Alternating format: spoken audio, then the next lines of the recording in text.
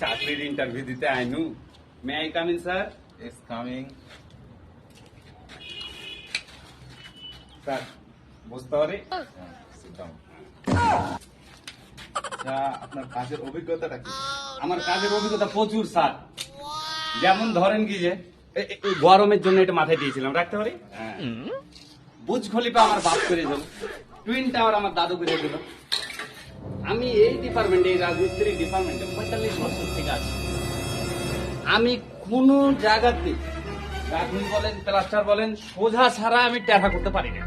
তাই? হ্যাঁ, আমি ট্যারা করার পরে সোজা করি। হ্যাঁ। তো আপনি কি বিয়ে করেছেন? জি না, আমি বিয়ে করিনি। কেন?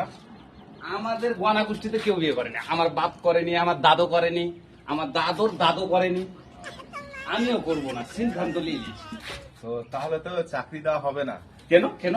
কারণ আমাদের এই বিল্ডিং এ অনেকজন মানে সুন্দরী মহিলাগুলো আছে, তারা তো অঘটন ঘটিয়ে দেয় রাজমিস্ত্রি গুলা। তো তার জন্য এই রে, আপনাকে নাস্তা খেতে বলেছি, আমার তো কথাই শেষ হলো না। রাখেন,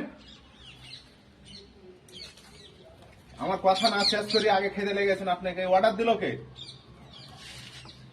চাকরি দেওয়া হবে না আপনাকে। কেন? তো আপনি তো বলতে যাচ্ছিলাম, ওই সময়খানে আপনি নাস্তা খেতে লাগলেন। আমি আপনার চাকরি করবো না।